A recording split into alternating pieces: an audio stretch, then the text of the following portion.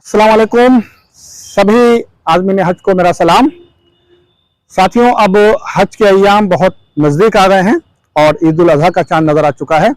अब आप लोगों को बहुत ही संजीदगी के साथ अपनी हज की तैयारियां शुरू कर देनी चाहिए और आज से ही आप अपने नाखून, अपने बाल को काटना तर्क कर दें। किसी तरह की कोई आपको नहीं काटना है बाल या नाखून हज के 10 तारीख तक। इसके साथ साथ कुछ ज़रूरी हिदायत हैं जो आपसे मैं शेयर करूंगा और इंशाल्लाह ताला उम्मीद रखता हूं जो पहली बार हज पर गए हैं वो ख़ास करके ख्याल रखें कि आप अपने आप को ज़्यादा थकाएं नहीं। हज के 5 दिन के लिए इन 4 दिनों में अपने आप को थकाएं नहीं, बार बार हरम नहीं जाएं, बार बार उम्रा नहीं करें और कोशिश ये करें कि आप खाना भी हल्का खाएं, तला भुना कम से कम खाएं, लिक्विड पिएं, जूस, लबन, चाय ले सकते हैं, कोल्ड ड्रिंक ले सकते हैं हल्की, लेकिन कोशिश करें ज़्यादा ठंडी चिल्ड नहीं लें। ज़्यादा धूप में नहीं निकलें, धूप में निकलना ज़रूरी हो तो छाते के साथ निकलें, छाता लगाकर। और आपस में जब बैठें कोशिश करें किसी दूसरे की कोई हम ग़ीबत या बहतान या किसी की कमियां नहीं निकालें। और ख़ास करके मैं आपको वो बात बताना चाहता हूँ जो पिछले दिनों में कुछ कमियां रह गई इंतज़ामिया कमेटी की तरफ से, तो आप लोगों ने उसको वीडियो बनाकर और बड़े ही गलत अंदाज से उसको वायरल किया, जिसका देखिए यहाँ पर भी कोई अच्छा असर नहीं पड़ा। आप हर चीज़ का तरीका होता है, एक आजकल तो बहुत तरीक़े हैं, आप मेल कर सकते हैं, फ़ोटोग्राफ डाल के दे सकते हैं, लेकिन जिस अंदाज में कुछ लोगों ने बोला, जो पैसों तक का जिक्र किया कि हम इतने लाख लगा कर आए हैं। देखिए, हज करना हर किसी के बस की बात नहीं है, ये अल्लाह ताला की तरफ से दिया गया आपके लिए तोहफा है।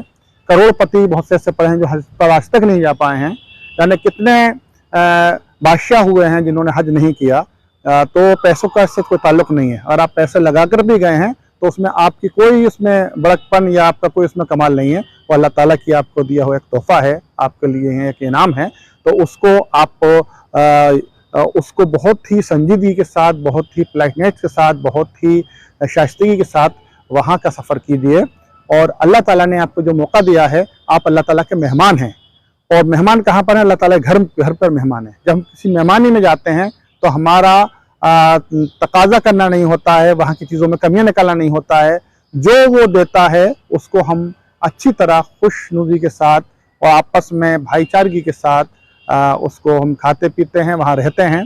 और जो छोटी मोटी जो कमियां होती हैं रोज़मर्रा की, उसको हम टूल ना देकर उसको उन कमियों को दूर करने के बहुत ही आसान तरीके होते हैं, उसका हम फॉलो करें।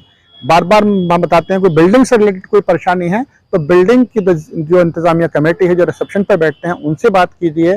और उनसे नहीं होता है तो आप अपने ऑफिस में जाते हैं, ब्रांच ऑफिस, वहाँ बात कीजिए।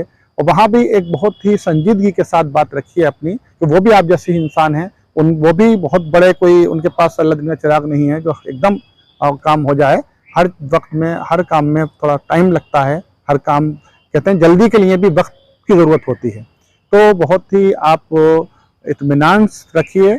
सब लोग, यहाँ की हज कमेटी से लेकर वहाँ कौंसलेट जनरल ऑफ इंडिया तक, सब लोग आपकी खिदमत में लगे रहते हैं और सब ये चाहते हैं कि बेस्ट आपको दिया जाए। उसमें कोई अनहोनी हो जाती है, कुछ अनसीन ऐसा काम हो जाता है जिसे हम कहते हैं अचानक जो काम हो जाता है, कहीं आग लग गई, कहीं कोई हादसा हो गया, तो वो किसी के हाथ में नहीं होता है। तो वहाँ पर हमें सबको मिलजुल कर काम करना होता है।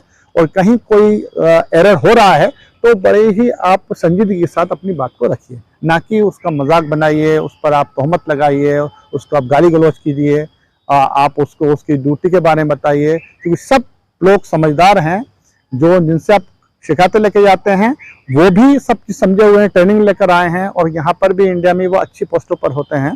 तो ऐसा नहीं है कि वो जानबूझकर कोई गलती कर रहे हैं या जानबूझकर आपको परेशान कर रहे हैं, उनकी कहीं ना कहीं मजबूरियाँ होती हैं। तो उसको समझिए और उनको सपोर्ट कीजिए। सब मिलजुल कर जब हम कोई काम करते हैं तो काम बहुत आसान हो जाता है। तो इन बातों पर अगर हम ख्याल रखेंगे और छोटी मोटी जो कमियां हमसे हो जाती हैं उस पर भी हम नज़रसानी कीजिए। आप भीड़ में मत चलिए। कभी कभी क्या होता है, हम भीड़ में जाते हैं कोई प्रॉब्लम के लिए, चलिए आइए प्रॉब्लम हो गई है चलते हैं, तो ये कोई आपका वतन या आपका घर नहीं है कि आप बहुत बड़ी तादाद में जाएंगे तो काम जल्दी हो जाएगा। वहाँ आप एक जाएगा तब भी वही असर होगा, 50 जाएंगे तब भी वही असर होगा। काम अपने सिस्टम से होता है, कुछ चीज़ें हमारे हाथ में नहीं होती हैं। तो मैं समझता हूँ इन छोटी छोटी बातों पर आप ख्याल रखेंगे। बेमतलब में रूमर मत फैलाइए, कोई अफवाहें मत फैलाइए, और कोई कमी है कहीं तो उसको सुधारा कैसा जाए उस पर बात कीजिए, ना कि ये कैसे हुई, ये क्यों हो रहा है, ये हम ऐसे आए हैं, हम हमारे लिए ये क्यों हो रहा है।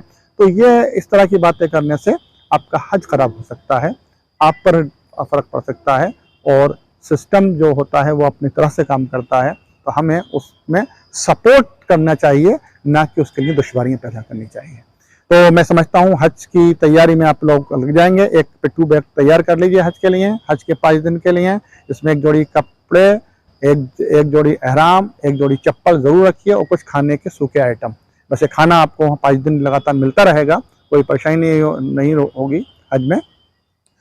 इसके साथ साथ आप जहाँ पर जो इंस्ट्रक्शन दिए जाएं सऊदी गवर्नमेंट की तरफ से या गवर्नमेंट ऑफ इंडिया के जो वहाँ पर डेपुटेशनिस्ट हैं और जो कौंसलर जनरल के लोग हैं उनकी तरफ से जो भी आपको इंस्ट्रक्शन दिए जाएं उनको आप संजीदगी से फॉलो कीजिए। अपनी मत चलाइए, देखी मत कीजिए, जैसे बताया जाए, जो टाइम दिया जाए उसी टाइम पर सब काम कीजिए। कहीं आपको लगता है कि कुछ गलत हो रहा है या ऐसा नहीं होना चाहिए तो अपनी बात लिख कर या अथॉरिटी तक पहुंचा सकते हैं, लेकिन उसमें आप बज़िद नहीं हो सकते। तो इन छोटी छोटी बातों पर अगर हम ख्याल करेंगे, ध्यान रखेंगे, और जो हमारे बुजुर्ग साथी हैं वहाँ पर उनका खास ख्याल रखिए, उन्हें हर जगह आगे आगे रखिए, उनको पीछे मत छोड़िए। और कहीं ऐसा लगता हो कि उनको बेचारे कहीं गलती कर रहे हैं तो उनको बड़े प्यार से समझाइए, वो भी आपके भाई हैं, आपके वालिद हैं, आपके चचा हैं, आप ही के हम ख्याल हैं, हम वतन हैं, तो उनकी मदद कीजिए। और अरफात का जो दिन आएगा 9 ज़िलहज का, उसमें अल्लाह से आप रुजू कीजिए, डायरेक्ट आप वहाँ का नज़ारा देखेंगे, आप अलग ही नज़ारा होता है। तो वहाँ वो ख़ास दिन होते हैं दुआ के, तो अपने लिए दुआ कीजिए, जो आपके अंदर कुछ कमियां हैं उन कमियों को सुधारने की दुआ कीजिए। आपको गुस्सा आता है, गाली गलौज करते हैं, उससे अल्लाह ताला बचाए। कोई ऐसी कमी हो आपके अंदर जो लोग बताते हों लेकिन आपको नहीं लगता हो ये कमी हमारे अंदर है, तो वो कमी ज़रूर आपके अंदर होगी। उस कमी को दूर करने की दुआ कीजिए, गिड़गिड़ाइए, और अपने घर के लिए, अपने मोहल्ले के लिए, अपने शहर के लिए, और ख़ास करके अपने वतन हिंदुस्तान के लिए दुआ कीजिए कि हाँ अमन व अमान रहे, भाईचारगी रहे, हम सब लोग तरक्की करें, हम सब लोग जो हैं तरक्की करें, आपस में प्यार मोहब्बत से रहें, किसी तरह की हमारे अंदर बदमज़गी ना हो, और सब कुछ अच्छा चलता रहे। अच्छी तरह आप हज करके आइए, हम सब लोग आपका इंतज़ार कर रहे हैं। अगला वीडियो मेरा हज के 5 दिन पर होगा, उसको आप ज़रूर देखिएगा। तो जिन लोगों ने अभी मेरे चैनल को सब्सक्राइब नहीं किया है, सब्सक्राइब कर लें और आगे आपको फॉरवर्ड कर लें, भेजें, ताकि ये लगातार मैं आपको ज़रूरी बातें बताता रहूं। इसी के साथ मैं अपनी बात को यहाँ ख़त्म करता हूँ। खुदा हाफिज़, जय हिंद।